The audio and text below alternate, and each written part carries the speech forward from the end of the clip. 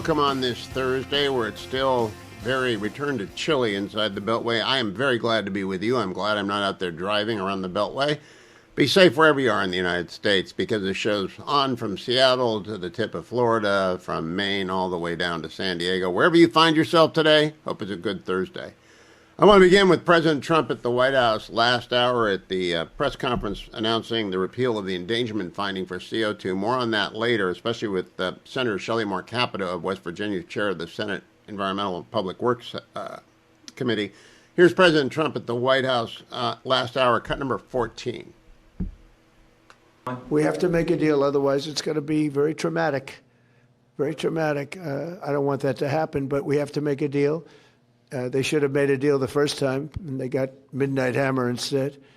And this will be very traumatic for Iran if they don't make a deal. Look, if they don't make a deal, then it'll be a different story. But we had a very good meeting yesterday with Bibi Netanyahu, and he understands, but it's ultimately up to me. If the deal isn't a very fair deal and a very good deal with Iran, then it's going to be, I think, a very difficult time for them.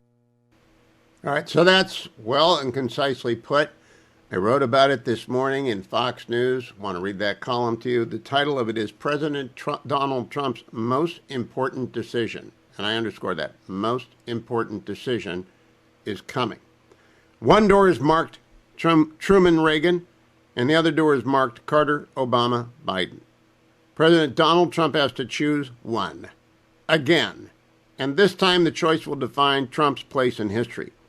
On 3 different occasions, the 45th and 47th President of the United States has walked through the first door, the one marked Truman Reagan. Trump ordered the assassination of General Qasem Soleimani, the head of the Quds Force of Iran's Islamic Revolutionary Guard Corps, on January 3, 2020. Trump followed that up with a second-term order to conduct Operation Midnight Resolve against Iran's nuclear facilities in June of last year, and again with Operation Absolute Resolve to snatch Venezuelan dictator Nicolas Maduro in August of this year. President Trump ventured boldly 3 times and won big for the United States 3 times, restoring American deterrence along the way. Trump had to restore American deterrence in 2020 because the Iranian regime had thoroughly worked over former President Barack Obama with the infamous Joint Comprehensive Plan of Action, that's the JCPOA, of 2015. A plan that secured for Iran billions in cash, hundreds of billions in sanctions relief, and a guaranteed path to nuclear weapons. It was a surrender of the Middle East to the mullahs, disguised in dense language and an absurd timeline. But the Iranian theocrats knew they had won. President Trump has called the JCPOA, quote, the worst deal in history scores of time, and he's always been right. It was the equal of the Munich Agreement between Neville Chamberlain and Hitler. The damage to the world was immense from the JCPOA. While President Joe Biden's disastrous and chaotic retreat from Afghanistan did not concern Iran directly, it did deeply damage America's standing in the world and defined the Biden presidency as one mired in catastrophic failure from the jump. President Trump worked to reverse the damage created by the JCPOA with the strikes on Soleimani and the Iranian nuke facilities. Now, however, the Iranians are countering with thousands of ballistic missiles, which already threaten American bases across the Middle East, Israel, and our Gulf allies. The nature of the regime has been fully revealed even to the appeasers on Team Obama and Team Biden. The Ayatollah ordered tens of thousands of their citizens gunned down or murdered with machetes this January. Does anyone doubt they would turn their missiles on American cities as soon as they develop the range? Crazed killers are going to kill again and again and again. Because of Presidents Obama and Biden, Ayatollah Khamenei and his IRGC thugs believe America always blinks in the end. They still don't believe Trump is different from Obama and Biden. They see the one-day missions from Trump, the one Midnight Hammer, the other Absolute Resolve, as brief aberrations from the Obama-Biden pattern of appeasement. The Iranians do not fear Trump yet. The Iranians build enormous missiles with enormous warheads. They have more than 1,000 missiles in their arsenals already, and they've accelerated the production of thousands more after the Trump strike on their nuclear weapons facilities last year. The Iranians are working to extend the range of their missiles. The longest range Iranian missiles can probably reach Europe now. They will threaten the U.S. sooner rather than later, and we don't have Trump's golden dome yet. So Trump must decide what to do about those missiles and about the mass murderers who are running around. Trump has ordered an immense buildup of American military assets with striking range of Iran and deployed the defensive systems that we have to protect our bases and our allies. Now, he has to decide which door to go through. Truman and Reagan and both Bushes would order the strike. Carter, Obama, and Biden would back down and pretend they had diffused a crisis when in fact they had decapitated American deterrence. Rarely do we see such a stark choice presented to a president. A fork in his personal road, as far as history is concerned, and very much a fork in America's road for the future. Trump can be remembered as the man who brought help to the Iranian people after nearly 50 years of fanatical dictatorship and secured America from an unfolding threat, or as the president who backed down more spectacularly than any president before him. On August 26, 1990, President Margaret Thatcher talked to President George H.W. Bush about Saddam Hussein's invasion of Kuwait. This was no time to go wobbly, the PM told the president. That was probably the least necessary encouragement ever, as the old fighter pilot from World War II was not the sort of man to back down. H.W. was shot down twice and back flying his missions after both. But Thatcher's line went down in history because it is both so very British and so very useful in many contexts. It is useful now. President Trump simply cannot go wobbly no matter how attractive Carter-Obama-Biden door looks as an exit. Put another way, Trump cannot go Obama. To repeat, President Trump's choice will define his place in history. Everything else in his 8 years will be secondary to what he decides in the near term. Every other achievement will be secondary. Every criticism will be irrelevant when destroying the Iranian regime threat to the world is put on the table. President Trump can choose to do what no other president since Jimmy Carter has dared to do, cripple or end the fanatical regime in Iran that already works to threaten and destabilize the Middle East every day and which will soon be able to threaten the U.S. directly, if not stop. Pray he chooses wisely. America's national security and the hopes of the Iranian people and the future of the Middle East depend upon this decision. That's today's Morning Glory column. I write for Fox News every Tuesday and Thursday. And the column is called Morning Glory. And this is just as blunt and as stark as it has to be because it is that blunt and that stark. Now, with that column in mind, let's go back to what the president had to say this afternoon at the White House, cut number 14. We have to make a deal, otherwise it's going to be very traumatic. Very traumatic. I don't want that to happen, but we have to make a deal. They should have made a deal the first time, and they got Midnight Hammer instead. And this will be very traumatic for Iran if they don't make a deal. Look, if they don't make a deal, then it'll be a different story. But we had a very good meeting yesterday with Bibi Netanyahu, and he understands, but it's ultimately up to me. If the deal isn't a very fair deal and a very good deal with Iran, then it's going to be, I think, a very difficult time for them. It's going to be very difficult and very traumatic. That's a good word. Now, that column I wrote's got 1,000 comments, mostly by people suffering from TDS. Really, you wouldn't believe. I rarely read the comments, but this is about Iran, strike or not strike, and the comments are mostly about Epstein because people are insane. Epstein will have nothing to do. Trump is cleared. All right, and there's a lot of shrapnel hitting a lot of people, most recently Tish, the owner of the Giants. He got hit today. A lot of people getting hit. Trump, no. Trump's on the record telling the FBI, I couldn't get out of there fast enough from a Jeffrey Epstein party in 2002, 2003 when he smelled the guy was a creep. Trump's come out of this clean as a whistle. So Epstein's not going to be part of his history. People are going to be mad about posts. They're going to be mad about this. They're going to be mad about that. If he topples the Iranian regime, I think he's going for the Cuban regime, for the hat trick, Venezuela, Cuba, and Iran. That's it. All presidencies end up being 2 paragraphs. Nixon is China and Watergate and ended the Vietnam War. All right, everybody's 2 paragraphs. Jimmy Carter gets 1. Lost Iran, put on a sweater, had fuel lines. Wicked inflation. Biden, incompetent, infirm, Afghanistan, Ukraine, debate. All right, so it's always that way. It all gets condensed. George H.W. Bush managed the dissolution of the USSR. President Reagan worked with Thatcher and John Paul II to bring down communism in our time. Peace through strength. It always comes down to a few things. With Donald Trump, he can choose to make it Iran, or he can choose to go through the Obama door. I don't think he's going through the Obama door. Senator Jon Husted represents my home state, the great state of Ohio. If you haven't met Jon before on this program, he was the Secretary of State in Ohio for 8 years. He was 6 years our lieutenant governor, served in the State House for a long time, knows everybody in Ohio, basically. But he's not allowed to talk about his race against second-time Sherrod Brown. Sherrod wants a sequel. Sequels always suck. I'll do it some other time when he's out of his Senate office. But, Senator, we can't talk politics, so I want to talk with you about environment and public works. And I want to do some cleanup work. Have you been to East Palestine? Have they been taken care of in the last 2 years since Trump got back?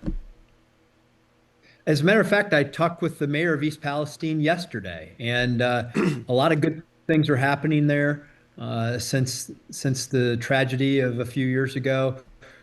We have a safety center that we're building there. We're helping to build them an industrial park so that they can hopefully get back on firm ground economically. We're still working on rail safety legislation to help make sure we don't have incidents like this again. But they're still, making sure, monitoring the water, making sure that's happening. But with President Trump's leadership, and of course, J.D. Vance, who was Senator of Ohio at the time, was very involved in the cleanup process. I just also met with EPA officials on this today. So they're all hands on board, on deck with the Trump administration, trying to make sure East Palestine gets what it needs. Now, I want to tell the audience, I had no idea that had happened. The senators never know what I'm going to ask. So it would have been very bad if you said, oh, no, I haven't been to East Palestine in 100 years and I don't know anyone there. That would have been bad. But I'm glad you talked to the mayor yesterday. But I literally that just saw looks like a yesterday. softball. That looks like a softball, but it was not a softball. All right, let's get to the endangerment finding. You're on environmental and public works. This is a big deal. I was an environmental lawyer for 35 years. I'm retired now. And the endangerment finding on CO2 and the other greenhouse gases was always nonsense. It's not what the Clean Air Act was about. Now it's being repealed. How do you react to it? This is probably the most, singularly important thing that the president can do to make energy more affordable in this country. This will save power plants from shutting down. It will, supply and demand. We know this, that if you take, hundreds of gigawatts off the grid and you reduce supply of energy, you're going to drive up the price of that energy. And this action will help keep a lot of our power plants open that were slated for closure. Unfortunately, too many of them already closed. That's why we have some of the strain right now on energy production. But this is hugely powerful. People want to talk about affordability all the time, right, Hugh? Well, this is going to help make sure that there's that access to energy is going to be more affordable in this country. Senator, earlier today I saw a post by Kevin Williams on the average, the state electricity prices versus the U.S. average. And if you're dark blue, you're paying more than the U.S. average, and if you're red, you're paying less. Ohio is second-tier red. They're not as cheap as Texas and Louisiana.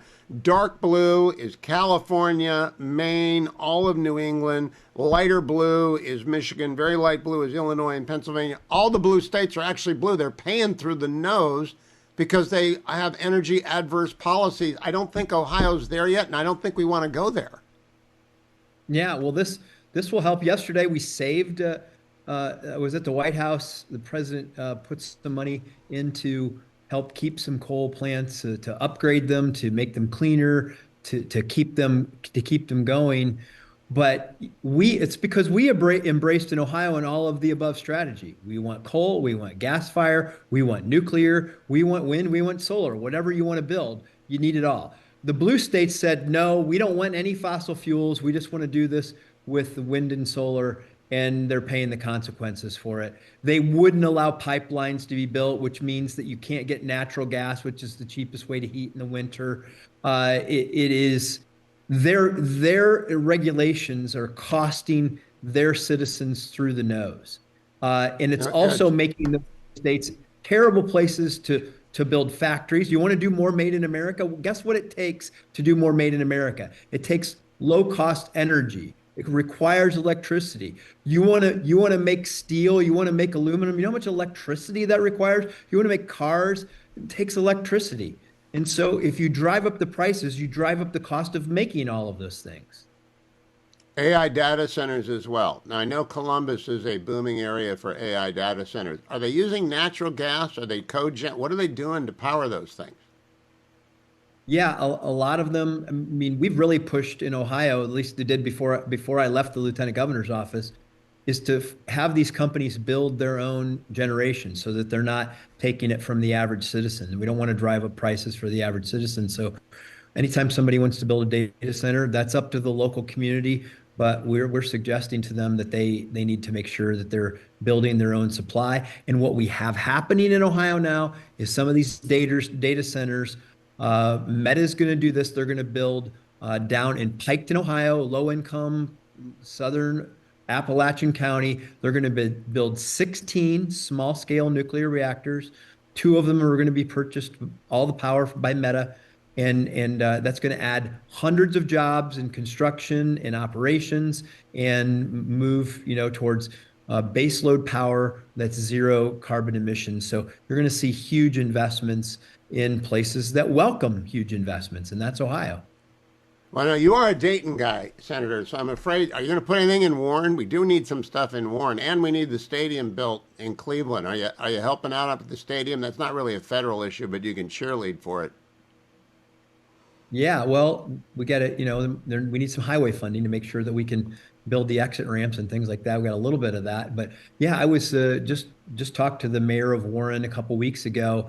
We're helping with the redevelopment project there. I mean, Hugh, that's one of the areas that's in the Youngstown area, one of the hardest hit parts of the country from globalization and bad trade deals. But places like Warren are resilient. They have a Kimberly-Clark factory that's being built there. They have a lot of new investments happening there. They're trying to do a revitalization project in their downtown area with Peninsula area to build new housing. I mean, think about this: brand new housing developments and mixed use development in Warren, Ohio. New investment. It's a place that's got a future once again. Good for you, Senator. 50 years in office. Sherrod Brown never showed up in Warren. I never saw him. Let me ask you about the Health and Education and Welfare Committee. In the Working Families Tax Credit Bill, there was a provision for states to set up funds where people could get tax credits if they wrote a check to a private school that gave scholarships. Mm-hmm. I don't know if Ohio's adopted that yet. Senator Husted, has it? So Ohio, I am happy to say, Hugh, that we have one of the most aggressive school choice programs in the country. I created it when I was Speaker of the House. It's called the Ed Choice Scholarship. We have 160,000 students who use the Ed Choice Scholarship. We also had a tax credit program in Ohio in advance of the federal action. And so now with the federal action on top of this, that can be more money that people can donate to help make sure that children get access to a school of their choice. And so we're fully embracing that in Ohio. It's like, we have the same thing with energy as we do with education, all of the above, right? If you want to go to a public school, great. But if you want to go to a career technical education, you want to go to a religious school, whatever meets the child's needs the best, the family's needs the best, let them go there. This is America. Let freedom roll. You're singing my song, Senator Husted. You and Aaron Bear got to get together and go barnstorming on that. I'm glad Ohio is positioned to take advantage of the new tax law. I didn't realize that it was, even with the backpack bill. Thank you for sponsoring that. Thank you for joining me. Next time, do it out of the office so we can trash Sherrod. You're not allowed to do it when you're in the office, and it's pretty easy and fun to do. I've been talking about the endangerment finding with Senator Husted. I'll talk about it later with Senator Shelley Capito, also on Environment and Public Works. The Obama radicals came into office in 2009. First thing they did was find that CO2 and other greenhouse gas qualified for regulation under the Clean Air Act because they endangered human health. It was crazy. It was stupid. It was a reach. Supreme Court got hold of it and they said, not up to us to fix stupid things. We're not a legislature. Correct decision from the court. So it's taken 17 years to get the EPA to reverse it. President Trump did it today, cut number 4. During my campaign, but I'm pleased to be joined today by EPA Administrator Lee Zeldin, who you all know, and to announce the single largest deregulatory action in American history. That's a big statement, in American history, and I think we can add the words by far. Under the process just completed by the EPA, we are officially terminating the so-called endangerment finding, a disastrous Obama-era policy that severely damaged the American auto industry and massively drove up prices for American consumers. Prices went up incredibly for a worse product. This action will eliminate over $1.3 trillion of regulatory costs and help bring car prices tumbling down dramatically. You're going to get a better car. You're going to get a car that starts easier, a car that works better for a lot less money. Cut number 5. During my campaign, I promised to cut 10 old regulations for every new regulation. And we've exceeded that. We've instead done it 10 regulations. We were able to cut 129. So now we cut 129. So think of that. I promised to cut 10 old regulations for every new one, but we did more than 10. We did 129. It's something. Nobody can even believe it. So we did a lot of regulation cutting in the first administration, a record. Nobody even close to it now. We're actually exceeding it in this administration. The biggest one yet that we've done is happening right now. So perhaps no industry has benefited more from our historic deregulation campaign than the U.S. auto industry. We canceled the EPA's absurd, just totally absurd, tailpipe emission standards, which was a disaster for automobile manufacturing, and revoked Biden's emissions waiver that would have allowed California to regulate automobiles for the entire nation. And they're crazy out in California. They have nothing but trouble out there, as you know. That's why people are leaving in record numbers. I also ended Joe Biden's extreme CAFE emission standards, saving the average American consumer much more than $1,000 when they buy a new car. But now we're talking about close to $3,000. These regulation cuts, combined with our tax cuts and tariffs, are the reason why the world's largest automakers have announced that they're going to be spending in excess of $100 billion in the United States in the next very short period of time, building new auto plants. We're bringing our auto plants, assembly plants, and factories roaring back to life, not even mentioning AI and all of the other things. We're building thousands of businesses in the United States. And he's also going to bring the nuclear power plants, like Senator Husted was saying, to Southern Ohio. It's the golden age of the American economy, and people don't believe it. They want to believe tariffs are killing it. It's not. It's booming, and the boom is back, like the Trump boom that was killed by COVID. The second Trump boom is underway. Look up from your Democrat talking points, and you'll realize it. I want to tell you about talking points as well. Don't listen to the talking points that you have celebrity spokespeople talking to you on air about making a switch to one of the big cellular companies. Don't do it. Don't do it. Don't do it. It's a trap. They offer you a free phone. No such thing as a free phone. Go to consumercellular.com/Hugh. Whether you need a new phone, whether you want a second phone, whether you want to keep your number and keep your data, consumercellular.com/Hugh is where you do it. Their phone number, I'll tell it to you 3 times. 1-800-411-4454. 1-800-411-4454. 1-800-411-4454. Whether you go to consumercellular.com/Hugh or you call the number, remember my code is Hugh. That gets you your second month free. And remember, if you're 50 years and older, special deal for you, such a deal for you. $50 if you're 50 and older, 2 lines of unlimited data. All right, 2. Keep your number, keep your data. 2 lines of unlimited data, $60 a month. And you'll get the second month free when you use my code Hugh, H-U-G-H. Get your phone bill out, sit down and call 1-800-411-4454 and say, let's shop. Let's look and compare. You'll end up switching to consumercellular.com/Hugh. The number again, 1-800-411-4454. My code is Hugh. Eliana Y. Johnson is the editor-in-chief of the Washington Free Beacon, which you can read at freebeacon.com. You can follow her on X at Eliana Y. Johnson. You can also hear her every day on the Commentary podcast. Eliana, I listened today with interest. I was out walking the grand dog and listening to you folks talk about Epstein. Very few things interest me less than the Epstein stuff. I wanted to hear about Israel, but I thought, okay, I've got Eliana coming up, and she'll give me the perspective on the visit yesterday. What did you make of the BB Trump visit yesterday? Well, my takeaway was that I believe this is the Prime Minister's seventh visit to the United States, that he and Trump remain close allies, and that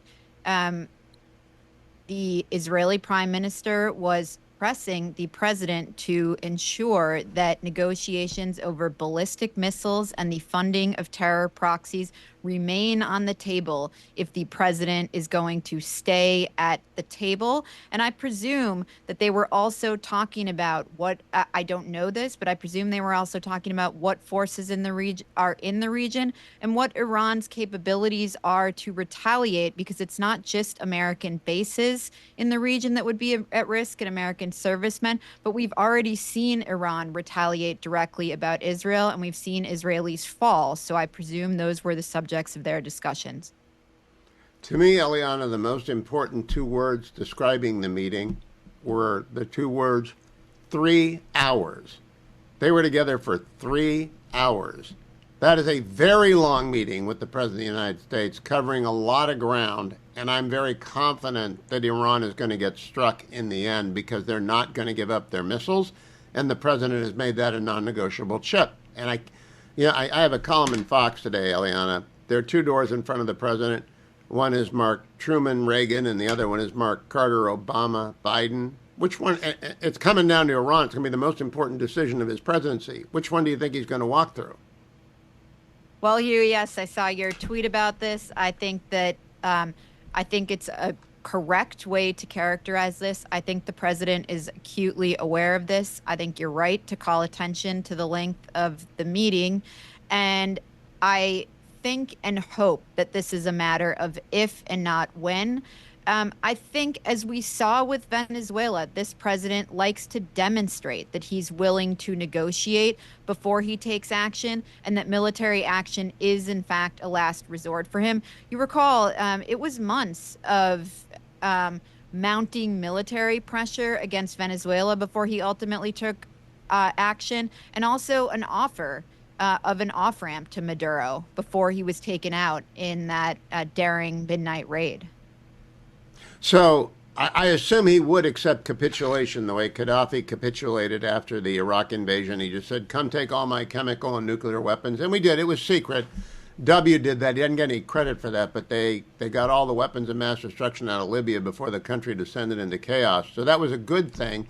I suppose they could capitulate. Can you imagine them doing so? Well, Hugh, what we know is this is not a rational regime. So, no, Yes. I don't see that happening. And I think one mistake that previous negotiators have made is to assume that the Iranians think in ways that are similar to the way we do.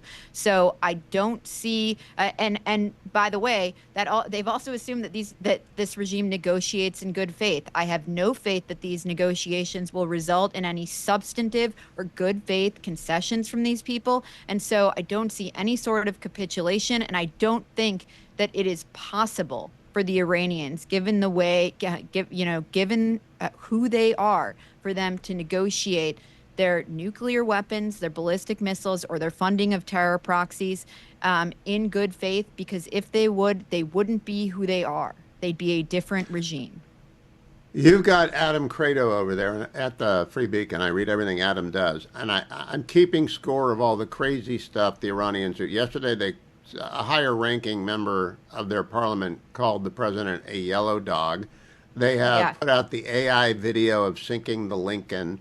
They repeatedly taunt, including they're not acting like a rational, we've got to get a deal done with the Americans, no matter what their foreign minister says every other day, but every other day he takes it back. I just have zero hope for this stuff. But performative diplomatic theater is what W did with Saddam, didn't he, for like 4 months before 2003? Right, and I recall Bush also offered Saddam an off-ramp before the troops went in there too. I recall a speech of that nature, which is because we'd all like to avoid military conflict and bloodshed, but in the end, sometimes it is actually peace through strength and peace through military action. It does turn out to be absolutely necessary, which Now, I think it will be. I think it will be in this case. You and I are on the same page. I want to put a line under what something Crown Prince Pahlavi said on this program Monday. President Trump promised help is on the way. That is going to haunt him if he doesn't strike Iran. Do you agree with me? Well, two things, Hugh. He's drawn a couple of red lines. One was that Iran cannot enrich, and they crossed that line. And the other was that they cannot kill their protesters in the streets. They cannot kill their own citizens. And we know that the president has now seen definitive proof that they've done that. And not only that, they've done so to the tune of 30 or 40,000 people. That was the number, I believe, Pahlavi, he said 36 to 40,000 people on your show. Yep. And I don't think that the president can stand for that, or it will erode American credibility greatly. And he spent a great deal of time building back up American credibility after Obama did not enforce his red line in Syria in 2013, and after Biden pulled American troops out of Afghanistan and lost 13 servicemen along the way. Words matter, and showing that you mean what you say matters on the international stage. 30 seconds, Eliana. Do you think legacy media has done enough to focus on 36,500 people? The number's astonishing. It's bigger than Tiananmen Square. It's probably 4 or 5 times as big as Tiananmen Square. Well, Hugh, I actually think this has been covered pretty well in some legacy outlets. There could always be more. There could always be more and better coverage of everything. But I would point your listeners to an incredible story in the Wall Street Journal today that the administration smuggled Starlink satellites into Iran. We're just learning of that in early January, so that the dissenters and dissidents there could connect to the internet in defiance of the regime. A wonderful story exclusive to the Journal. I will go and get that during the break. Thank you, Eliana Johnson. Follow her again at Eliana Y. Johnson on X and also thefreebeacon.com. Thank you, Eliana. Do not miss the start of next hour. Minnesota's absurdist attorney general is on the Hill today. Josh Hawley, Bernie Moreno had great questions for him as senators. Tom Homan pulled up stakes in Minnesota today, announcing it's over. They're coming home. Cut number 6. I have proposed, and President Trump has concurred, that this surge operation conclude. A significant drawdown has already been underway this week and will continue to the next week. We have a lot of work to do across this country to remove public safety risk who shouldn't even be in this country, and to deliver on President Trump's promise for strong border security and mass deportation. Law enforcement officers drawn down from this surge operation will either return to the duty station or be assigned elsewhere to achieve just that. Then he went on to say the key point that we have learned, cut number 7. It shouldn't be a partisan issue that you arrest public safety threats in the safety and security of a jail. Releasing public safety threats back in the public is just stupid. And I've been arguing this for years. And I hope Congress takes action on sanctuary cities and sanctuary states. It makes sense. Just stupid. Sanctuary cities are just stupid. They endanger the city that so declares. I'm in the Relief Factor studio. Salem News Channel has a Beltway studio, a Studio West, and a Relief Factor studio North. You can watch on Salem News Channel right now. I take my Relief Factor every day in the first hour. And then I remind you in hours 2 and 3 to take yours in case you're getting into your car for an afternoon commute. You're listening on the radio, or you're at home watching on the Salem News Channel, wherever you are. You get your Icarian, curcumin, resveratrol, and omega out. You get a little bit of water. In this case, it's Polar Premium Seltzer Water Lime. Doesn't really matter. It just takes a sip. because they're so beautifully designed, Icarian, curcumin, resveratrol, omega, that those 4 pills go down like ice cream. And they really do. They don't taste like ice cream. They don't taste like anything. They're supplements. They're the only supplement I've taken in more than 20 years, and I've been taking it now, and this is my 13th year. And I do so because I like feeling good. Now, I'm going to pay a price on Sunday, because Sunday I'm going to get out and get some miles in. And I think I have a grand total of 3 miles this week, all told, huddled, freezing. I have to do more with the grand dog today and tomorrow, but it's worth it. And it's just too icy. Can't really get anywhere, but it's going to melt next week. They're going to have a heat wave here next week. Of course, I'm gone. But the heat wave will come and the beltway will return to normal, but until then, not normal. But for those of you who have to exercise in the cold, whether you exercise indoors or outdoors at the gym, in a skull, lifting weights, trundling, walking, running, whatever you do, Relief Factor is for you. It's also for people who are getting older. That's everyone. Because Relief Factor helps your body's anti-inflammatory system, because those 4 natural supplements, Icarian, curcumin, and resveratrol, omega, they support and encourage that inflammatory system, anti-inflammatory system, to do its job. Call 1-800, the number 4, and the word relief. Ask for the starter pack, $19.95, 3-week supply, less than $1 a day. 1-800, the number 4, and the word relief, or go find the starter pack at relieffactor.com, relieffactor.com. When you look at Minnesota and you say, how can so much fraud go on up there? How can they have the problems they have with the fraud up there? Where's their state attorney general? The answer is it's Keith Ellison. He's been the attorney general since 2017. He's running again. Now, 4 years ago, he barely made it back in. He had 50.4%, and now he's drawn a challenger, Ron Schutz. I don't know Ron, but he's got a great resume, longtime big firm lawyer, Army vet, got his JD from the U, just like Keith Ellison did. But Keith Ellison is never going to win the spelling bee, and he went up on the Hill today, and this is a long clip. This is a 7-minute clip, but I want you to hear Senator Josh Hawley, who, like Keith Ellison, has been a state attorney general, but unlike Keith Ellison, Josh Hawley, wicked smart, as they say in Boston, clerk for Chief Justice John Roberts, been in the Senate for a while now. Here's Josh Hawley, cut number 2 with Keith Mr. Ellison, let me start with you. You're the Attorney General of the state of Minnesota. Do I have that correct? That's a yes? Sir, you're aware of my job. You know the answer to that. You're not going to answer my questions? Are we going to start this way? Are you the Attorney General of the state of Minnesota, yes or no? You know the answer. Mr. Ellison, you're in my courtroom now. You're under oath. So I suggest that you answer my questions. You the chief law enforcement officer of the state of Minnesota? Yes or no? Let's try another question. Are you familiar with the $9 billion in historic fraud out of your state, including the $250 million in the Feeding Our Future program alone? Are you familiar with that? Don't turn to the pages in your book to get your potted answers.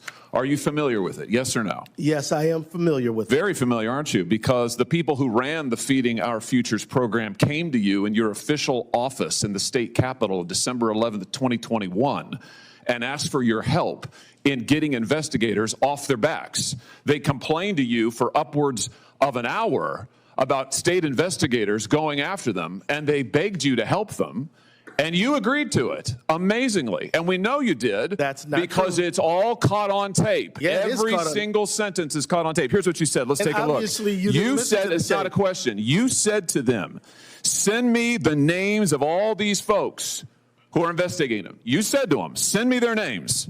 And I'll take that list, and I'll call the person over at Education who was investigating them and say, what's going on? Why am I getting these complaints? Then he went on to say, I already have my team working on this. What day should we get together to discuss it again?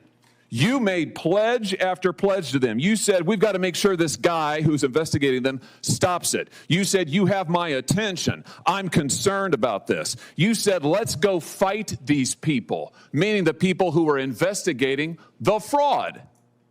Why'd you do it? Why'd you help them? Are you going to let me answer? Please, we're all ears. So first of all, you're cherry picking quotes out of there. Why did you help them? I thought you were going to let me answer. Why did you help them? Are you going to let me answer?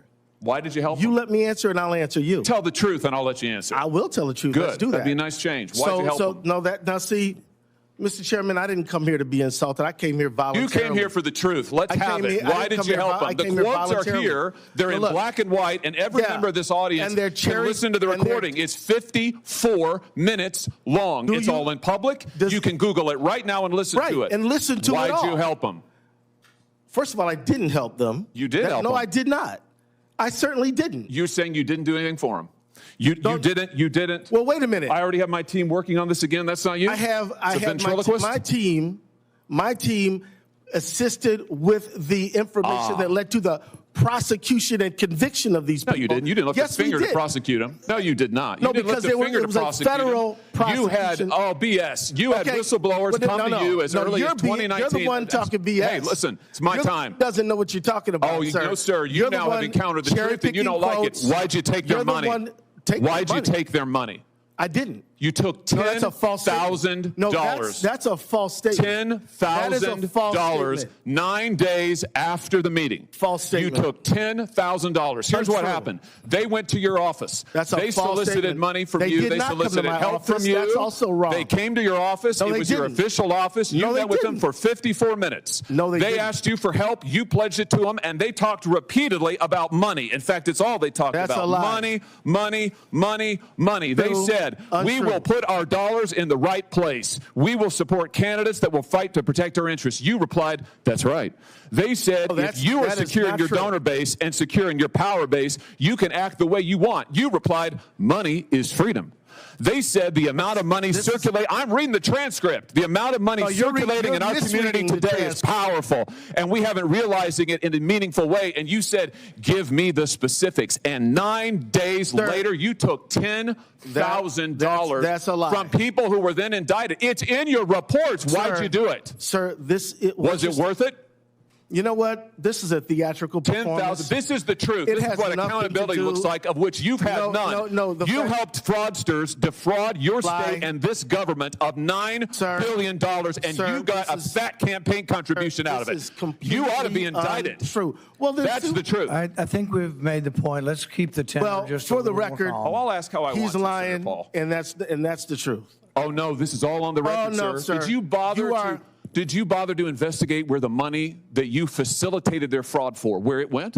Do you know where it went, what it was used for, the fraudulent money? I do, because we just heard testimony about it yesterday. Because we were key players in the hundreds of millions of dollars to terrorist groups, to transnational criminal organizations, to the drug trade, to drug trafficking, to child trafficking. And you took $10,000 That's a lie. And helped them do it. You know, the other thing is, whistleblowers came to you as early as 2019. Let's look. As early as 2019, whistleblower. Don't talk over me. As early as 2019, it's my hearing, pal. As early as 2019. Don't call me whistleblowers came to, well, I should call you prisoner because you ought to be in jail. Well, we'll see what you can do about it. In 2019, whistleblowers came to you in your office and referred to you fraud allegations from Feeding Our Futures, and you blew them off. Listen, your own state newspaper investigated it. The Minnesota Star Tribune, the Partners in Nutrition, brought its concerns to the Attorney General's office in 2018 and in 2019, and you did nothing. You did nothing for years. The only action you took is, once all these fraudsters came to your office and asked you to get involved and offered you money, then you got involved. Then you took the money, and then you got involved. They did not come to my office.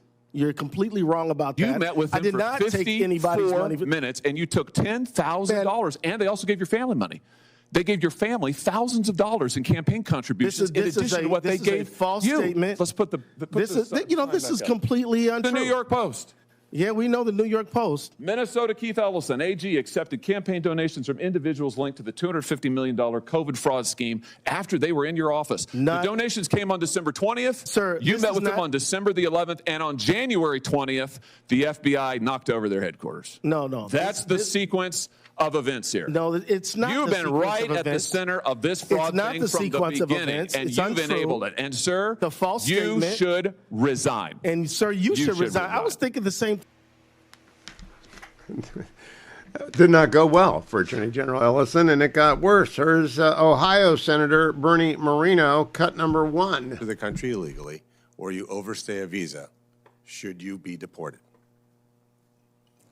My simple answer is, sir, it depends. Okay, so if somebody breaks into your home, should they be arrested for breaking and entering, or does it depend? It's an entirely different scenario. How's that? Because immigration is essentially a civil, and the breaking into my home is a criminal matter. Oh, okay, gotcha. So if there's laws that should be enforced, so we shouldn't enforce civil violations? We absolutely should enforce them. But you just said that it's a civil matter, so it's different. So if somebody you enforce civil matters. So if somebody commits a civil infraction, it shouldn't be enforced? It should be. Okay, so they should be deported. No, they should have due process that is associated with their petition. So, again, for example, so the act of entering the country illegally, you think we should say, well, did you really do it or not do it? It's pretty obvious that they did, right? Well, I mean, it would depend on the facts of the situation, and then they might say, I just gave you the facts. They entered the country without permission. But, Senator, what if they had a good faith basis to say they would be persecuted in their home country and subjected to real oppression there? Under international law, there are provisions for them to make a case. That's a phenomenal point. Mexico and Canada, do you consider those to be safe countries or no? Generally, I do, but there are certain generally you do? Well, It's not going well for Mr. Ellison today. Let's switch to Josh Hawley talking to a different witness. This is making a point with Shamus Bruner about where it came from, cut number 1. Your organization specializes in following nonprofit funding and organizational networks. So based on your research, what organizations have been active on the ground in Minnesota? What can you tell us? Yes, we have tracked over $60 million, according to the latest 990 disclosures, to approximately 14 groups, some of them national, others on the ground. Groups like the ACLU provide the legal defense, as well as facilitate the trainings for some of the tactics that Senator Corrin just described. A group named Democracy Forward. Take Action Minnesota has gotten over $10 million from these large NGO networks, including the Neville Roy Singham Network. Dark money all over Minnesota, and a incompetent Attorney General Minnesota. You can get rid of him. He's on the ballot in November. Vote Keith Ellison out. I'm playing that for my guest, Vic Mattis, weekend editor at the Washington Free Beacon, also co-host of the Getting Hammered podcast. Because the Free Beacon is in the book business, or actually the Weekend Beacon is in the book business. And this weekend, Vic, welcome. Tell them what you did and reviewed this weekend. Hello, Hugh. We had a great lineup this weekend. Let's see here. Who did we have? John and Paul, a love story in songs. That's from a couple of weeks ago. That's from a little bit. That's Dominic Green, but it's still a great review. It's true. Well, I'm a little bit worried. Is he arguing they're gay? I think there's a suggestion that possibly John was definitely not Paul, but that was a British bromance. And again, the great Dominic Green wrote that review a little bit a while ago. But I have to tell you, Hugh, you're going to love. Dominic has another review coming up in a couple of weeks on Michael Burrell's The Royal Insider, the butler for Queen Elizabeth II. And Princess Diana, and it's a real tell-all. And the thing that I learned the most from Dominic's review is that the Queen and the Queen Mum really liked to drink, and they lived for a very long time. So here. Well, I wanted to bring up the Weekend Beacon book review because when the Post folded its book review, they shouldn't have folded their sports section. I'm not sure that the book review really mattered much, because most book reviews are read online, like the Free Beacon's book review, and you have a fabulous 5-star book review. In fact, I was looking at the most recent one that's online. I didn't know that The Illegals was out. I used to work in that field with The Illegals, with the people who were here back in the old days, in the early 80s. Yeah. So I am curious about Sean Walker's book and what you thought of it and what you thought of the reviewer. Sean Derns reviewed Sean Walker's book. That's right. Sean Derns is a great writer. He follows a lot of issues regarding national security, the Middle East, and what's happening in Israel. And he did a review of that book, The Illegals. That's also very close to where we are, Hugh. This was, you think about that TV series on Fox. The Americans. And Yep. yeah, The Americans. And that was based on a family that lived right here in Falls Church, Virginia.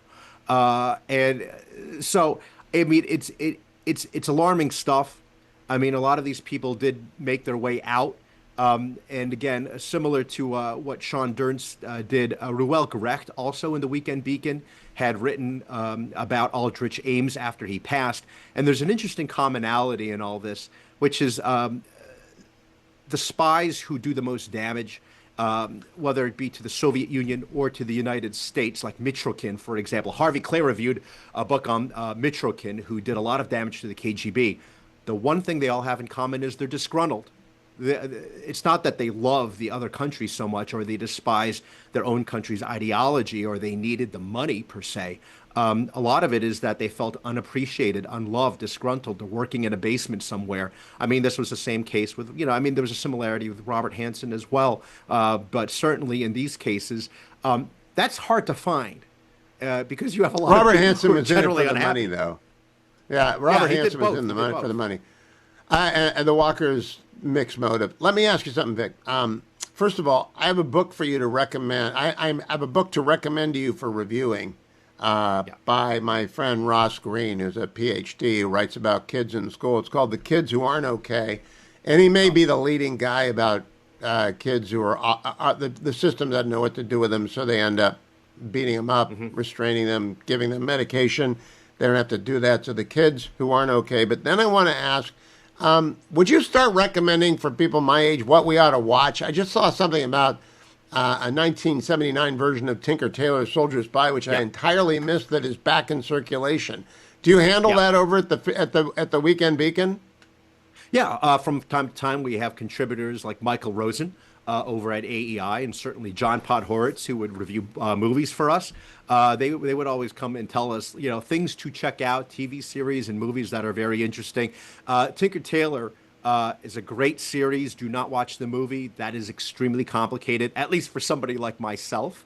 And I would also say for your audience, Hugh, do check out, you're going to love next Sunday's Weekend Beacon with the theologian Carl Trueman on a book called The Soul Delusion. And it's about, a book that the author claims that he's able to, demonstrate we do not have souls. And Carl Trueman eviscerates it. So you'll love that. I will. Now, this brings me to my meta point, because there's not a new Getting Hammered this week. At least I didn't see it. Did one come out, or did the cold kill it? Yeah. Okay, I didn't get it yet. Yeah. Okay. So, what's it about? How cold it is? We talked briefly about the Super Bowl. We talked very briefly about the Olympics. We talked a lot about Virginia and the state of Virginia politics. Mary Catherine had gone down to Richmond to protest, efforts to have the state government of Virginia meddle in private and charter schools. If they receive any money for scholarships, then they want to have a say as to what these kids in private and charter schools are learning. And we also talked about for MK Hammer. Yeah, she was down there in person, and we talked about the massive redistricting gerrymandering effort, which, the quote-unquote Virginians for Fair Elections is trying to say, it's just trying to, make things even. And blaming it on Greg Abbott in Texas. It is absolutely absurd. The county of Fairfax is now divided into 5 congressional districts. I live in Arlington County. Part of my district, which is now going to be in the 7th congressional district, goes from Arlington all the way down to Goochland County past Charlottesville. I want to give you a little hope, Vic. I think it's unconstitutional under the state constitution. Yeah. We shall see. But here's what I want to get to. Look, I don't want anyone to lose their job. I think it was crazy to close the sports section. But the one thing the Post doesn't need, the Free Beacon is the new way to do this. This is how you sell books, ideas, and art, is with the Free Beacon with a good editor. And is it thriving? Are you just getting thousands and millions of clicks? Yes. No, I mean, it's going gangbusters. And when we would have a lineup of top 10, this is all internal about, top 10 most read stories, reviews will get into the top 10. So, I mean, it's right there with all the very important breaking news that we do at the Washington Free Beacon, whether it be Andrew Kerr's reporting on Westmore or Aaron Sabarian's reporting here, in Maryland. with these homeless encampments and the Weekend Beacon. And it's, you know, it's very digestible, Hugh. And for your listeners, it's 3 or 4 reviews every week. And it's from the writers you love. Check out, we're going to have Tal Fortgang writing on reviewing a book about the problems of the Israeli Supreme Court, Rogue Justice, and why it's a mess. Yeah, I mean, we got a lot of great stuff. Well, that's why I just want people to know that I'm sorry that book reviews closed. They're not economical unless you make them work like Vic makes his work at the Weekend Beacon. And I will be listening to, I'm babysitting tonight. So if all goes well, everyone should be asleep by 7:30, and I will catch up on my Getting Hammered episode. Tune in. And find out what you and Mary Catherine were up. I missed it today. I was listening to the podcast this morning, but I didn't see the Getting Hammered one drop. Vic Mattis can be followed on X at Victorina Mattis. You can sign up for the free Beacon by simply going to the Google and say Weekend Beacon, and they'll get you there. Speaker Mike Johnson gave a press conference today arguing for the SAVE Act cut number, it's actually on Newsmax, cut number 8. Floor, they're talking about different versions of the filibuster that might accomplish that mission, and we believe that desperate times call for desperate measures. So we have a custom. I don't tell him how to run the Senate. He doesn't tell me how to run the House, but I think he is doing the work and trying to get this done. Is he? Do you think he's worried about some kind of a backlash? When he talks about it, he seems worried that this will, you know, that it'll waste a tremendous amount of time, or that something negative will come from it. You can hear it in his voice. What do you think that concern is? Well, yeah. Well, he's a student of the institution. He knows the rules well and how they can be abused by the other side. And there is a concern that if you open that up, it could go for weeks and weeks on end, and that it would have an unendable amendment process with no germaneness hurdles to it. And that just means basically that Democrats could potentially throw anything they want on it. But look, we have to see how that plays out. He's got to strategize that with the Senate Republicans. And I can tell you, I mean, our Senate Republican colleagues believe as firmly in this principle as we do. And we're hopeful, we're confident they can get something done over there. I want to ask you about the... Majority Leader Thune was, in fact, on with Sandra Smith on Fox this afternoon, cut number 9. That is, should non-citizens be voting in American elections? The answer is no. And the Democrats have taken a hard position that it's okay. Now, the law already prevents that, but if that's true, then why wouldn't we want to put into law something that would require, when you go to vote, that you prove you are a United States citizen? And that's all the SAVE Act does. And so, you know, they can cry and lament this actually being voted on, but I'd be hard-pressed to have to defend a position that doesn't believe that you have to be an American citizen to vote in American. Congressman Brandon Gill also at a hearing today making the argument about whether or not you ought to have ID to vote, cut number 10. You have to use an ID to get on a plane. You have to use an ID and show proof of your birth to play in Little League Baseball. I mean, this is nothing new. Americans are used to showing IDs. What we're saying is that you should also have to show an ID before you can cast a vote in our election system, and we also recognize that this is particularly relevant after 4 years of open borders, whenever Joe Biden let 15 to 20 million illegal aliens into the country who very easily could be voting in our elections in multiple blue jurisdictions do not. I'm sorry we lost the audio because he's right. In multiple blue jurisdictions, you need no ID to vote. All you need is have, again, I wrote the book on fraud. If it's not close, they can't cheat. Wrote it in 2004. Fraud is in the DNA of the Democratic Party. They've been doing it for literally centuries in America. Now, some aren't doing it anymore, but do you think fraud happens in every election? Of course it does. Where is it easier to commit fraud? Mail out, where everyone gets a mail-out voter absentee ballot, whether or not you ask for one. All mail states where everybody gets a mail-out voted. Where everyone can return it without ID, where they're allowed bundling. There are all sorts of things that are wrong with our voting system. They're done to reward people who want to cheat. Now I want to switch subjects because John Fetterman, the sane Democrat, had something to say about the shutdown today, cut number 4. But I'm pleased to be joined today. It's not number 4. It's John Fetterman. I got the number. Meaningful functional impact on ICE because they have unlimited money effectively for right now, right? Yes, sir.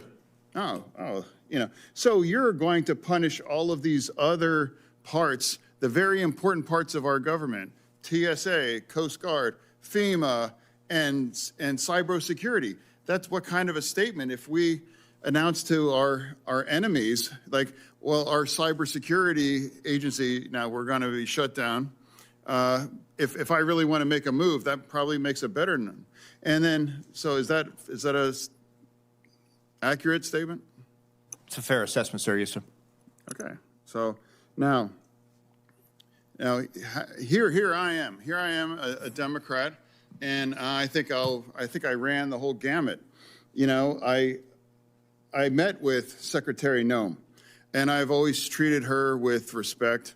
I met with her in my office, and I refused, and I never will engage on the kinds of sexist kinds of terms like Ice Barbie from a lot of the left media. He's right not to do that. Good for him.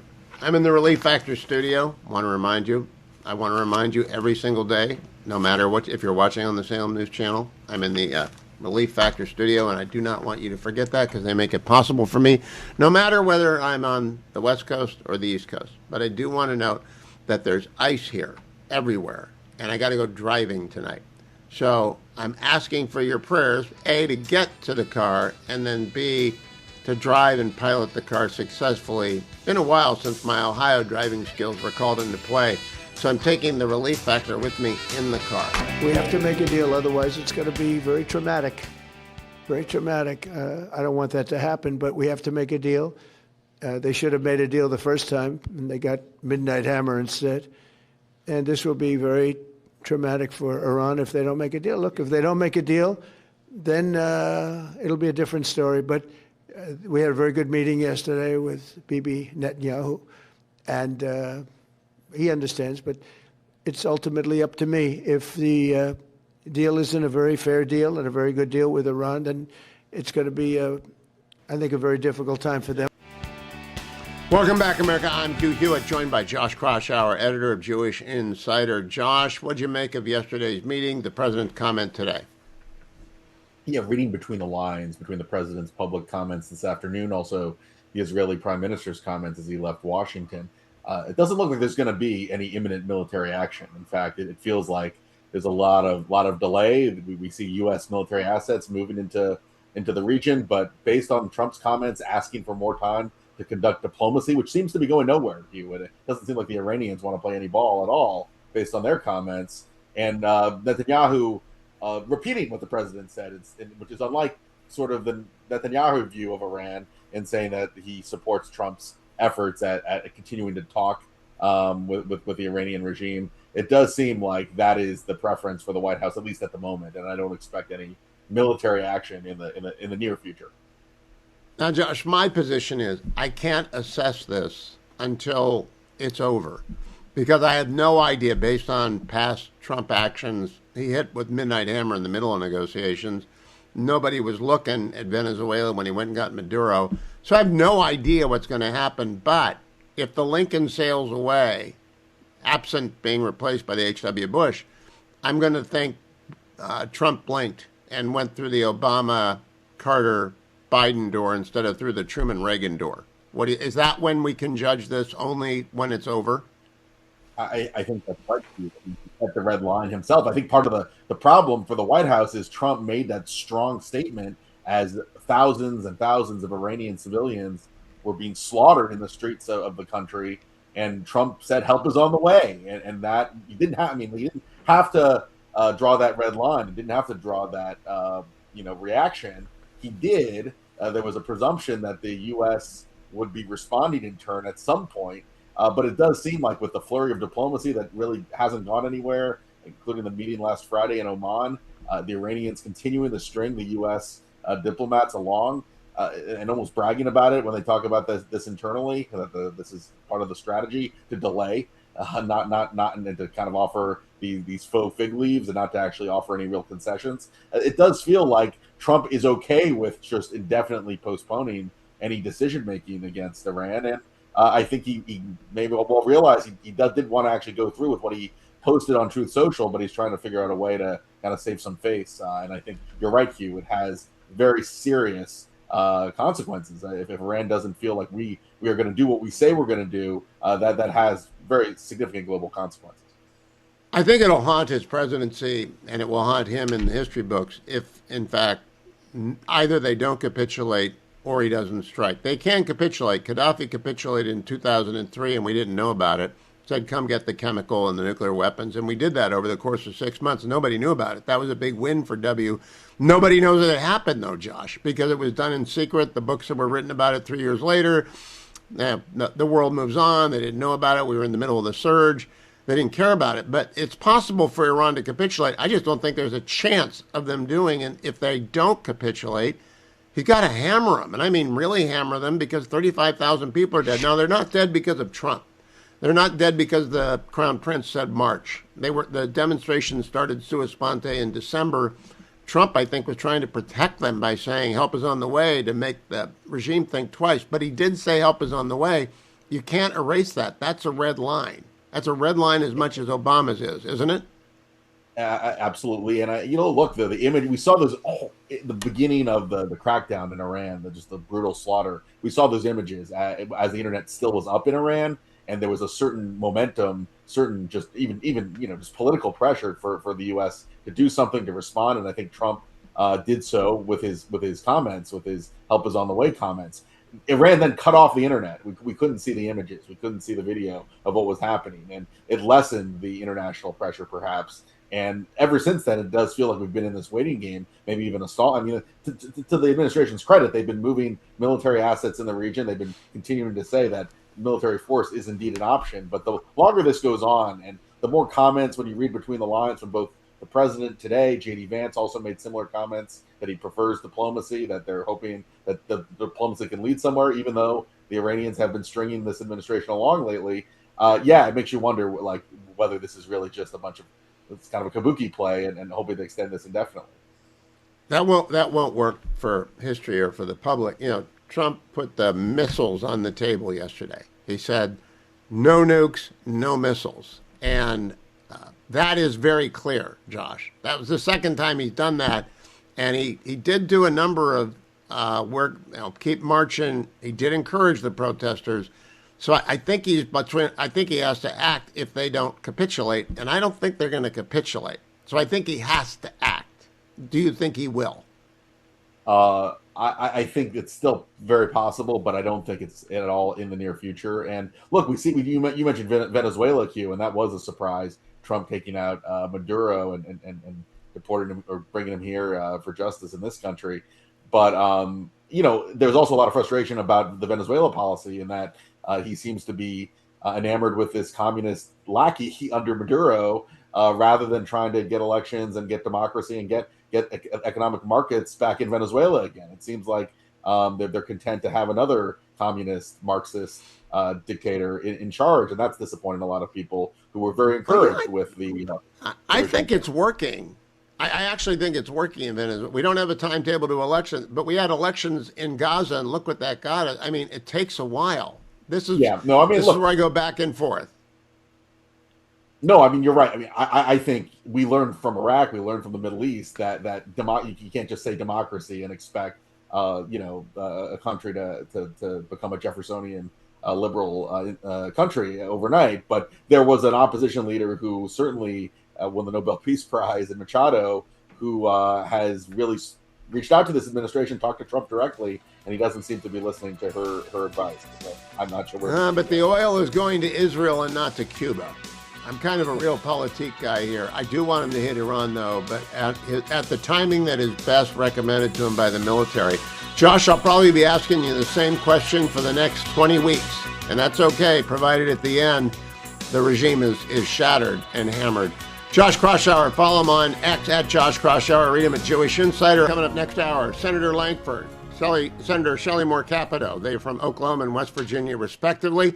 Former Senator Jim Talent. It's like senators on parade, including retired senators, don't go anywhere. They know what they're talking about when it comes to national security crises and government shutdowns. It turned cold again today. I know, because I've been taking the grand dog out 3 times today. Chilly, chilly, chilly. I need to get what besthotgrill.com offers. Rasmussen Chill Buster vent-free gas logs, Alterna vent-free fireballs. They require no electricity, just natural gas or propane. They help keep your family warm in case of a power outage, or even if you just want to make sure you're not running the natural gas at crazy upstairs in the furnace. If it's cold outside, you can, however, keep grilling. I have not yet been brave enough to grill outside. Can't get through the snow. It's been built up. But I got a Solaire infrared gas grill here, and their Solaire infrared burners heat up in just 3 minutes. They perform equally well if I could get to it. They don't get the snow to go away. Keep your family warm and well-fed even when it's frigid outside. Go to besthotgrill.com to complete the personalized log sizing form. That works for the balls, too, the fireballs, the Rasmussen fireballs, and for the logs. And then, to order the Solaire Demo Rental Grill so you can try before you buy, go to besthotgrill.com. Stay warm with the Solaire infrared and Rasmussen gas logs and fireballs at besthotgrill.com. Red, I got it right this time. I didn't swallow the word, so I hope that's better. I know Red. They're the best products in the world, really. Solaire infrared grills at besthotgrill.com. This is Relief Factor. I'm in the Relief Factor studio. Got 3 senators coming up, so I want to tell you about it right now. I take it every day so that whether or not I'm getting pulled out, this dog's going to be trouble for my granddaughter because this dog's big. And this dog goes down steps in a hurry and decides when it sees a squirrel, it wants to go after the squirrel. So I wonder how they're going to do with the little one. But, a lot of fun. Dogs are great for 2 days. Love having a grand dog for 2 days.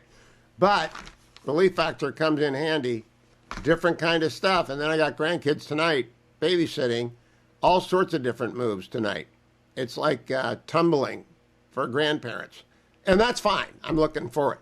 All you have to do is be like me. Be prepared. Take your Relief Factor every day. Call 1-800, the number 4 and the word relief, 1-800-4-RELIEF, and you'll be able to figure it out. And they'll get you the starter pack for $19.95. That's a 3-week supply of Relief Factor. You try it for 3 weeks. You decide, well, it's right. I feel a lot better. Or that didn't work for me. And I would guess a couple of you out of 10 say, it's not right for me. That's okay. It's worth the $20 to try because 8 out of 10 of you are going to say, that's fabulous. 1-800, the number 4 and the word relief, or go to their website. The starter pack is there, $19.95, less than $1 a day for 3 weeks at relieffactor.com, relieffactor.com. The only supplement I've taken in more than 20 years, taken it every day for 13 years. Welcome to Hour 3. Coming up after this segment, I'll be joined by Senator Shelley Capito of West Virginia. Then former Senator Jim Talent is coming along. The first Jim, though, is Jim Langford. Senator Langford is from Oklahoma. Elected originally in the House of Representatives in 2010. He went up to the Senate in 2014. He's been there since. He's on the Senate Finance Committee, the Senate Homeland Security Committee, the Senate Ethics Committee, and Intel, which means everybody trusts him. Senator, welcome. Good to talk to you on a frigid D.C. day. Is it colder in Oklahoma or in the Beltway? I came back for a week and I'm leaving immediately. Oh, no, it is very cold in D.C. and back home it is 72 degrees and beautiful, just like it should be. Well, that's why I'm going back to California tomorrow. Senator, let's talk a little bit about the Intel Committee to the extent that you can. Senator Cotton always keeps his cards close to his vest, but I have a piece in Fox News that there are 2 doors in front of President Trump. One's marked Truman and Reagan, and one's marked Carter, Obama, and Biden vis-a-vis Iran. Which one do you think he'll walk through? I think he'll walk through the Reagan door. This is a challenge for the entire world, and every president since 1979 has struggled with the Iranian regime and said someday this will get better, and it just gets worse and worse and worse. Worse for the United States, worse for the region, and certainly worse for the people of Iran. We learned after 9/11 that when a faraway Islamic group of radicals says they want to kill Americans, they mean it. And so we can't just ignore that and think that's going to at some point get better. Now, they've got big missiles that can go, I think, 2,000 kilometers, which is a long way, not quite to America, but it can threaten Camp Bondsteel in Kosovo, which is an American base. It can threaten southern Europe. If they have anything like a dirty bomb, they'll put it on there. What more do we need to know about this regime? Yeah, there's nothing else we need to know about this regime, but we have sent a very clear message that President Trump mailed to them and dropped down the chimney with those massive ordnance penetrators to take out their nuclear program. We thought we made it extremely clear you could not have a nuclear weapon. Iran immediately said, we're just going to restart our whole process all over again. Now, it's not tomorrow and it's not the next day, but they've been very clear. We're going to restart our nuclear weapons program and just keep going on this. They have killed thousands of their own people, and they continue to threaten every one of our allies in the region. So we just can't have that. It just brings instability to the entire region. And the hard part is I wish I knew how this gets better, but we don't have good choices. We have in front of us a bunch of bad choices, and we have to choose the least bad. Admiral Mark Montgomery has brought a carrier strike group on before. He told me that the window for the Lincoln and its group is about 3 months till they have to pull off station and go home. There might be the G.W. Bush behind it, but what do you think is the window for President Trump to act against Iran without losing credibility? I'm not sure this is about credibility of President Trump. I really do think this is about American security, and I really do think it's about security in the region. He's going to have to go through the intel information that I also go through. The president's daily briefing is very similar to what I read on a regular basis as well, to be able to go through and to be able to see what they actually are doing at that moment and how they're preparing and the threats that they're putting down. So this really needs to be not about Trump's credibility. It needs to be about the threat to Americans. Can we do more than demolish the missiles, clean up whatever's left of the nuclear program, and maybe hit some of the means of repression of the IRGC? Is there a target list beyond that, Senator? There are a lot of options the president has in front of him, and I would just leave it at that. The president has a ton of options. The Pentagon has spent a lot of time trying to be able to brainstorm out what are the different possibilities here, what are the assets need to be in place. We have all the aircraft, we have all the assets that need to be in place to be able to carry out whatever the president chooses to be able to do. We're not looking for a war with the Iranian people or with the Iranian regime, but the Iranian regime oppresses its own people and threatens the United States and threatens all of our allies. We're trying to make that stop. The ultimate way to do that is through military action. But if we can stop that with diplomacy, if we can stop it with economics, we can stop that with sanctions, that's much better. And so the president's done hard sanctions. He's doing diplomacy. They're sitting down and be able to negotiate things out. They did it last weekend. They're back at it again. They're trying to be able to work this out diplomatically. That's the best possible solution. But again, when you have an aircraft carrier parked off the coast, that makes diplomacy a little easier. And so he's trying to improve the opportunities for diplomacy. I just can't see that working. We will see. Senator, turning to Cuba, I've read the Journal piece. I've read every piece I can on Cuba. It appears that that regime is close to falling over. Are we prepared for that collapse? Yeah, there are leaders that are here in the United States and in the region that are prepared to be able to step into Cuba if that regime were to collapse, and to be able to say, hey, I still care about the country of Cuba. And there are Cuban Americans, there are people that have longstanding connections that are there that believe in what that country could be, and their family knows well the prosperity of Cuba before communism destroyed it. And so I do think there's good leadership that's there. I do not think it'd be hard to be able to restart their very broken economy just by allowing energy and allowing free markets to be able to thrive. I mean, they've got physicians that are driving taxi cabs there because of the communist regime there and their oppression. So there are educated folks that can step into the gap. They've never had an opportunity because the communists just keep their thumb on them. All right, Senator, I want to move to Homeland Security, on which you serve. On Friday night, midnight, tomorrow night, midnight, TSA goes out of funding, as does FEMA. I think the Coast Guard, ICE is funded, the Border Patrol is funded. What's your perspective on that? How much inconvenience is that going to cause to Americans? It's going to be really, really frustrating. I would tell you the last time I came through TSA, coming from beautiful Oklahoma City Airport, flying back to cold D.C., one of the TSA agents called me and said, I feel like my paycheck is bipolar all of a sudden. I just never know where it's going to be and what it's going to think at any point. I was like, I'm so sorry. This is not my fault. In fact, I'm leading the bill to make sure this never happens again where we have government shutdowns. But in the meantime, Democrats are so mad at Trump on ICE enforcement and how they're handling it. They wanted this oversight, which we're giving.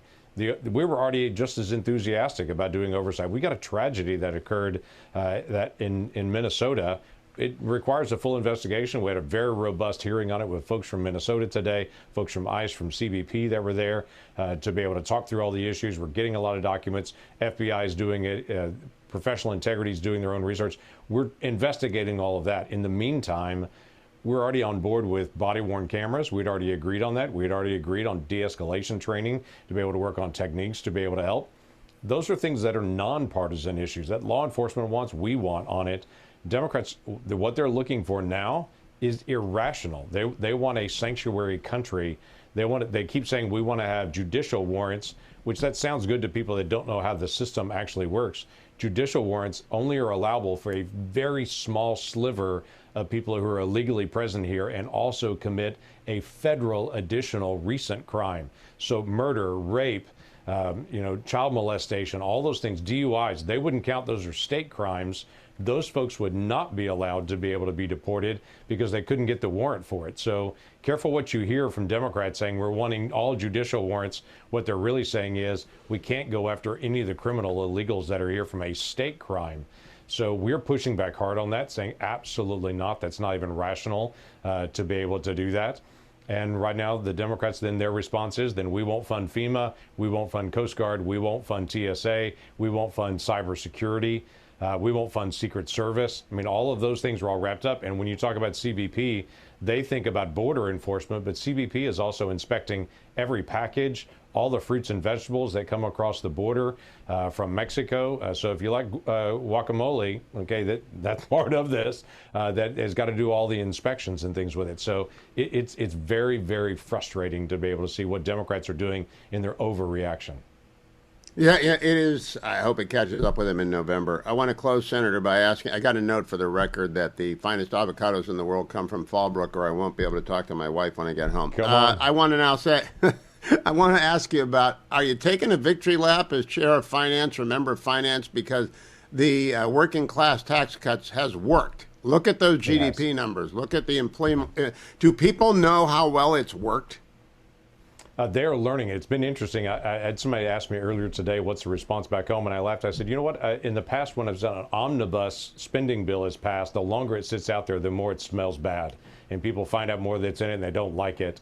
This has been the opposite. There's so many good elements that are in it. They knew one or two, but the longer it sits out there, they go, oh, I didn't know that was there.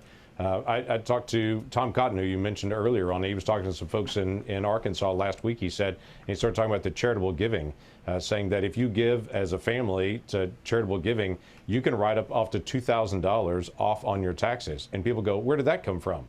Well, that came from the Working Families Tax Cut Act because we want to incentivize more giving to nonprofits because that helps the hungry and the homeless and the hurting. That's a key thing that's actually built in the bill. The ability to be able to write off full expensing if you're a small business, farm, or ranch. The end of the death tax increases that are out there for all those family farms that want to pass on to the next generation. All those things are built into that bill, and the more people find out about it, they go, oh, I just thought it was like no tax on tips, no tax on overtime, and no tax on Social Security. It was like, well, those things are true, but there's a lot more true in that bill as well. Now, I'm not giving up on the 2014 elections because I think the economy will have turned. Well, it's already turned the corner. It will be apparent to everyone in the country it turned the corner by the fall, indeed by June. Senator James Langford from Oklahoma, safe travels home. And say hello to the TSA people, as I will be saying hello to the TSA people. It's not their fault the Democrats have lost their minds. I'm joined by Senator Shelley Capito, Republican of West Virginia. She's also chairman of the Senate Environment and Public Works Committee. She's also on Appropriations Committee, and I got a lot to talk to her about, but I want to start with the Environment Committee. Welcome back, Senator. Thank you for joining me today. The endangerment finding that came out in 2009. I'm a wonky retired land use lawyer, so I know what it did, but not a lot of people know what it did. Are you going to be at the repeal ceremony? Are you happy that this is happening for CO2 and other greenhouse gases? Yes, I'm very happy. I will not be there, but I think it will be one of the largest deregulation that we've been able to do, because the effects of the endangerment finding on, well, obviously on gas-powered cars, but also the effects that it'll have on manufacturing, power plants, everything. They're moving forward, I think, with making smart deregulation. I mean, if you look at what they did with the endangerment finding, they really put a couple steps in between finding endangering people's health in terms of environmental regulations. We're not removing any environmental regulations. We're not doing anything to spoil the air and the water here. And of course, that's going to be the charge, but that's not what's happening here. That's basically saying you've overstepped your authority once again in the executive. Congress has to legislate here. Well, that is what the Supreme Court said when they upheld the endangerment finding. They said, if this is wrong, it's up to the Congress or the administrative state to correct itself, not for the courts. So it's taken 17 years, but I think it's going to make electricity a lot cheaper to produce. That's my quick takeaway. People who are laboring under these high energy bills are going to be able to not worry about their power companies meeting artificial requirements imposed by the endangerment requirements. By the way, I saw yesterday there were 100 coal miners and a bunch of suits from Virginia and West Virginia at the White House. What were they there for? Well, they were there. The president, as you know, is a friend of coal, but I think it was very well timed because when you look at this last 2 weeks when we've had so much cold weather, if you look at the energy mix of how we kept America warm, coal had at least a 25 to 30% mix in there. We could not keep ourselves warm because the wind was not blowing and the sun was not shining. We needed fossil fuels and nuclear to really get through this very difficult time. And so it's a practical matter. So the president basically has said yesterday, with all the coal miners there with him, and he's very popular in coal country, as you know, he basically said, we want you, we want to take care of you, these are good jobs, but we also have to elongate the time of your coal-fired power plants, and this will be allow some more modernization to move forward. Because Biden was really coming in and saying, if you didn't meet these very stringent air requirements, you're going to have to close down by 2035, and it basically would have closed them all down. And what's the replacement? People would have, they would have been shivering in their homes. And my friends up in New England cannot believe that New York is standing in the way of a pipeline for natural gas from Pennsylvania, but I digress. I want to ask you about the shutdown that looms. First of all, you're on appropriations. You and Senator Collins, the chairwoman, hats off to you. 11 out of 12 appropriations bill. That's the first time it's been done, I think, since the 90s. And the last one runs out tomorrow night. What's going to happen? Well, I think really the 11 out of 12, first of all, to kind of set the scene, I think people need to realize that's 96% of the government. So 96% of the government is funded no matter what happens tomorrow night. The Department of Homeland Security also includes Coast Guard, TSA, Secret Service, FEMA, really critical national security issues. And so basically, the Democrats honestly are willing to defund or at least unfund those critical pieces because they want adjustments in ICE and Border Patrol. The irony here, Hugh, is the bill that they rejected does have adjustments in ICE and Border Patrol in terms of body cameras or IG reports or training for de-escalation, and they're turning their back on that. So I'm frustrated by this. I feel bad for the TSA agents that are now going to wonder when they're going to get paid and how they're going to get paid. But they just put what's called a live UC on the floor saying, let's extend for 2 more weeks and negotiate. And Chris Murphy from Connecticut came down and rejected that. Chris Murphy did. Yeah. That's interesting because there are some states that are at risk in the winter more and might need FEMA more. One of them is Connecticut, and so I'm a little bit surprised that he wants FEMA unfunded. But I always talk to the TSA people when I fly a lot, as do you, I'm sure. They're the only ones really getting hammered. I'm not sure FEMA's going to get hammered that much, but the customers of FEMA, is there any money in the piggy bank if anything hits the country? Well, right now, yes. In FEMA, yes, there is. There are, for the disaster relief fund, there are additional funds, billions of dollars in there right now. But you have to keep it, well funded there because if you look what happened in Asheville, that was a $1 billion event during Helene, and I'm sure this winter storm we'll find out was very, very expensive as well. So yes, there is money in FEMA. And yes, TSA will keep working because they're considered essential, and same with the Coast Guard. But it's still, it's the wrong way to do business, especially when we've been so successful at appropriations. We had a negotiated bill between the Republicans and the Democrats. Look what Homan did today. He said, look, we're pulling out of Minnesota. We're now working better with our state and local partners. So, there's been some achievements there and modifications as to how they're going to approach some of these, try to, find the illegals that are committing crimes. So there has been progress made, but they just don't want to acknowledge it. Quite honestly, they think that it's a good political issue for them on an issue that Republicans have been really had a major edge, especially as you see nobody coming across the border any longer. Now, I see you in your office. I'm not going to talk your campaign with you. I can't do politics with a senator who's in their office, so I won't. But I want to talk about whether or not it's actually cutting the way Democrats think it's cutting nationally.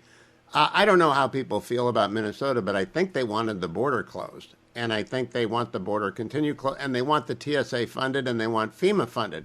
They can't do anything about ICE. Wasn't that funded in the big, beautiful bill for a long time?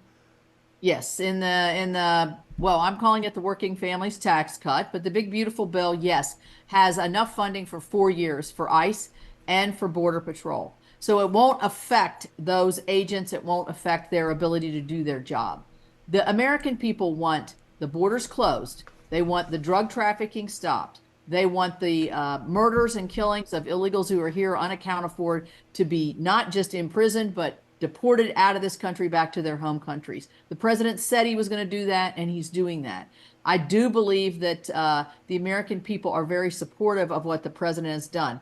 Unfortunately, we saw in Minneapolis where rising tensions, mistakes were made, and we're going to have investigations to find out what happened. And, you know, loss of life is obviously very tragic here. But at the same time, the American people don't want sanctuary cities. They don't want to see our cities and states harboring illegals that are committing crimes, and they want to see people deported. You know, to me, that's still the winning part of the immigration argument. So the government, the TSA at least, and FEMA out of money as of tomorrow night at midnight. No getting away from that. It looks like that's what's going to happen. You know, this is like bad replay theater. It's like a bad NFL game where we're watching the same thing again and again and again. Shelley Capito, Senator from West Virginia, thank you so much for joining me. I appreciate it. I said it's the hour of three senators, Senator Langford, Senator Shelley Capito. Now we go to Senator Jim Talent. He's the retired senator. He's also on the leadership board out at the Reagan Institute for National Security. Senator Talent, you watched this week Prime Minister Netanyahu sweep into town, hold a day of meetings, and leave. What do you think happened? I think the president affirmed that he is on course to continue trying to force the Iranians to agree to our demands, and if they don't, he's going to attack. I mean, I think, look, our demands have been pretty consistent, They break down the ballistic missile arsenal because they're using that to attack our forces and our allies. They stop subsidizing the proxies because the proxies attack our forces and allies, and also you are tied at the hip with the narco-terrorism groups in the Western Hemisphere. People forget about that. And then the third point is the nuclear program, although personally, I don't think that's so important because I think the president knows we've pretty much destroyed it. And he uses the same tactic in Iran that he's using in Venezuela and Cuba, and even in China, which is he enhances his leverage, he applies pressure on vulnerable points, and then he negotiates, and with a view towards getting the regime to play ball with us, and then if they don't, he uses the leverage. And so now Trump knows the mullahs are not going to agree. But Trump also knows that the protests mean the regime has been pushed to the precipice. And the one thing they care about more than anything else is regime survival. So I think there is a chance that Iran may agree to this. It won't be a mullah doing it, but it could be somebody wearing a military cap who decides, you know what, we're going to get overthrown if the United States keeps applying this pressure, and maybe we can't just wait anymore for Khomeini to die. Yeah, the book on the Libyan disarmament is on the West Coast. I'm in the Beltway. But you are a walking book, so I'll ask you. After we invaded Iraq, Gaddafi put a call into someone and said, come take all my chemical WMD and the very beginnings of a nuclear program that he had in the 70s. And we did, and we got it all, and nobody knew we were doing it. So, and South Africa did the same thing. So it's possible for regimes to say, uncle. You think that's possible here? Yeah, I think it's possible. And Neil Ferguson thinks so as well. I know how much you admire Dan Senor. So Dan had him on a couple of weeks ago. And Neil thinks it's possible. Now, as I said, the mullahs are fanatics. I don't see them giving it up. But this is why Trump jumped on the protesters. Now, the president I think Alex Gray said this the other day, and he worked with him, so he knows. I mean, I think the president is very sensitive when, you know, when citizens, when civilians are getting shot like this. I think Trump's very sincere that he doesn't like that. But what he did was he knew the protests meant that the regime was close to the edge in terms of collapsing, and that this increased his leverage in a situation like this. And I think he's applying it. Now, do I think we're going to get regime alteration? They're going to start playing ball? Probably not. But I don't see any reason not to pursue that end, especially since it's given us time to assemble the force package, to talk to the Saudis. Now, when we attack, and I think we're going to, we can say to the Saudis, look, we did everything we could to get a diplomatic solution. So I think there's a lot of reasons why he's negotiating and a lot of reasons why he's negotiating as long as he has. Jim, I remember 2003 very, very well, and I remember 1991 very, very well. Afghanistan, there weren't that many targets because bounce the rubble, get the mud to move around a little bit. They did not have a lot of targets. But both Iraq campaigns took a long time to bring the regime to the position where it could be knocked over. How long would you expect any kind of efficient campaign against the missiles and the IRG's apparatus of repression to take? Well, the more force we have in the region, the more sorties we can fly in a short space of time. And I think the president likes short military actions. Our action against the Houthis, however, went on, I believe, it may have been 4 weeks. I think it was 6 weeks.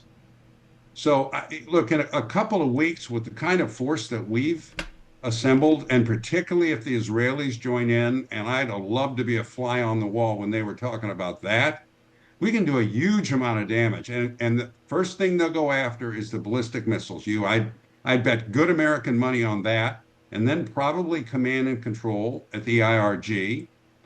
And then they'll step back and see what happens, because the protesters could well come out again.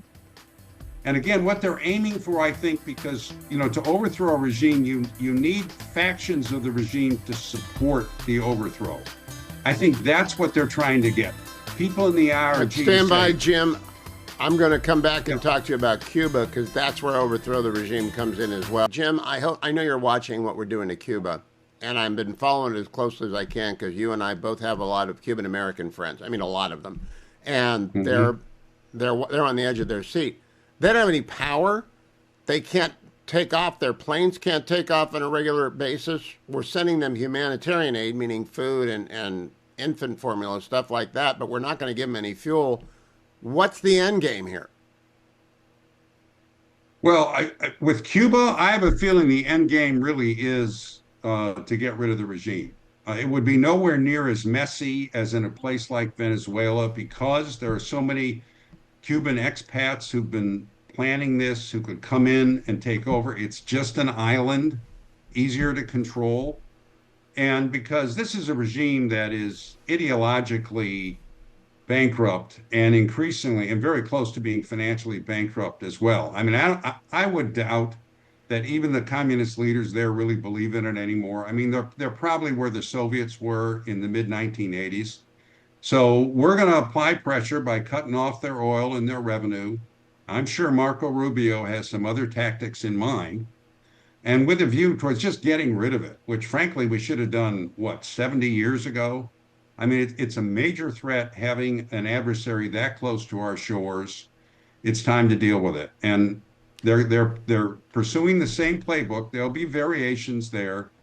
You notice, by the way, and I'm skipping to Venezuela, you notice Chris Wright just went to Venezuela, our energy secretary down there. I mean, it's clear that they're holding out the carrot of reviving the oil industry in order to move the Venezuelan leaders around to where we want. So the plan is proceeding there, and I'm sure it is in Cuba as well. The first delivery of oil to Israel from Venezuela in decades occurred this week. And so obviously their oil industry is moving. Their ghost fleet is no longer a ghost fleet. It's a fleet, but it's got to go to legit places. They can't go to Cuba. So Diaz is over there. He's the new Castro, like Castro 3.0, not named Castro. Do you expect him just to capitulate and ask for safe passage somewhere. I don't know where he's going to go. And then they got lots of troops and lots of guns, Jim. Do they? Yeah, I think. Do they not get paid and take over? I think that's the plan. I'm guessing. I think the plan is that. But when you get into the question of how close are they, what regime elements are there who might play ball with us, you're getting into stuff now that's very close hold you. And that's why I tell people, focus on the strategy if you want to understand on the terms we need to understand what's going on, rather than on the tactics, because there's so much we don't know. But we do have the right person leading this. I mean, if there's anybody in the American government who understands Latin and South America, it's Marco Rubio. So do you expect a transitional? I'm getting ahead of myself. I'm being very optimistic. I expect Diaz to go, parts of the Cuban military to throw in, retain the monopoly of control, but accept guidance, a transitional government made of Cuban expats and some Cubans who have been in the prisons, who have unparalleled credibility in Cuba, to set up a kind of transition regime, and then for American investment to flow down there. I can't imagine that there aren't a gazillion people lined up to invest in Cuba. It's a beautiful place. Yes. And the interesting thing, is we learned 25 years ago, when the object of a major effort is like creating a democracy, it can easily get very messy and you end up often with failure. When the object is to go after your own national interests and to acquire influence with the government, you end up with that, and then you often end up with democracy as well, because a government that is allied and partnering with the United States is inevitably, it's going to be less authoritarian in the short term, and it's much more likely to move towards establishing democratic institutions. And again, I think Cuba is a very good place for that, because we have so many influential people who've been thinking about it, planning it, who have contacts in the island. So I think it would happen there, could happen there pretty quickly. It'll take longer in Venezuela. This is not, I mean, I've noted, we're not forgetting. I guess ever since I had the Crown Prince on Monday, I've been hearing from competing people that don't like him. Diaspora politics are never very clean, and I'm not taking a position on him. He's just the only person I've heard of from the diaspora, and he's the Crown Prince, Reza Pahlavi. Is there any figure like that outside of Cuba who sort of commands the respect of all forces, who wants to go back, not named Marco Rubio? That's a good question. I know that there's a number of organizations that have a lot of credibility, and I don't know right now whether they're working together. It is important when you want to change, you want to get rid of one of these regimes, having a unified opposition is one of the keys. And then you also need sort of ideological exhaustion in the regime, and then you need regime factionalization. So there's a lot of people with a lot of strong contacts who want to do the right thing in Cuba. And again, I would be very surprised if we're not talking to them and organizing them right now. Would we be doing the proverbial Cuban Marshall Plan? Well, now I think there would be investments and mutually profitable business deals. Whether our president is going to go for some big Marshall Plan where we just give a whole lot of aid without getting anything back, no, I'm sort of inclined to think he won't. But I mean, that's what's sustainable anyway. In other words, just giving aid to a country without creating the kinds of economic growth, the two-way kinds of deals that build a real economy, that doesn't work anyway. And you see what the president's doing. It's in places like Saudi Arabia. I mean, all these deals are designed to be mutually profitable, because that's what sustains economic growth over time. Okay, last question. I got a piece over at Fox News that said President Trump is facing two doors. One has Trump, Reagan on it. One has Carter, Obama, Biden when it comes to Iran. Do you think he'll go any way he goes through the Obama, Carter, Biden and buckle? No. Again, I'd be very surprised. I think he knows, as what I said before, I think he knows the mullahs, as long as they can stay in power, are not going to give him what he wants, and he's going to have to attack. But I think he's playing on the chance that either that they'll replace the mullahs during the negotiations, or that by doing the negotiations and then attacking, he creates a better chance for regime overthrow at that point.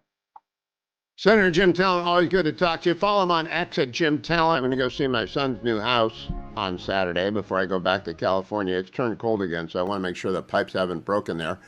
It's his new house because he bought it with AndrewandTodd.com. 888-888-1172. They're with Union Home Mortgage. I sent all of my kids, myself, Dwayne, bunches of people in Salem, thousands of listeners have bought their homes or refinanced their homes with AndrewandTodd.com, 888-888-1172. They are a second-time home buyer, so they've been through it before, once before with AndrewandTodd.com. Turns out that people who start with AndrewandTodd.com stay with them.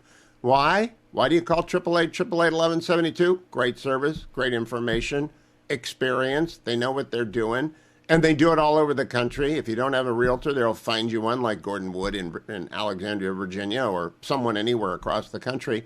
But first, you got to call 888-888-1172, and maybe you need to refinance. Maybe you have too much credit card debt. Maybe you have too much car payment debt, student loan debt. It might make sense to give up that 4% loan. Talk to Andrew and Todd about it. If you're a veteran, you don't want to put any money down, they do that. They do reverse mortgages. They do it all. 888-888-1172. I'm going out to babysit tonight, so I've taken my relief factor in hour one. Why? Because there's an infant and a toddler involved. They're even worse than overhead bins. I love them greatly. Don't get me wrong. I love them greatly. But they're worse than overhead bins for, sudden movements. The chin butt is familiar to all toddler and baby grandparents. They know what the headbutt is. But just generally chasing and bathing and putting to bed, that's where it comes in with the unexpected wrench of the back. Not going to do it. Wouldn't be prudent.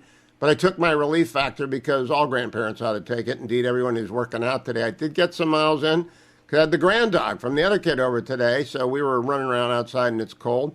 But I took my relief factor. I'll be fine. You ought to give it a try. 1-800, the number 4 and the word relief. 1-800-4-RELIEF. Or simply go to their website where the starter pack is $19.95. $19.95 means less than $1 a day for the 3 weeks that the starter pack covers. 3 packets a day for the first week, 2 packets a day for the second week. Then you're on the 1 packet a day program like I've been on for more than 12 years. I'm in my 13th year with Relief Factor.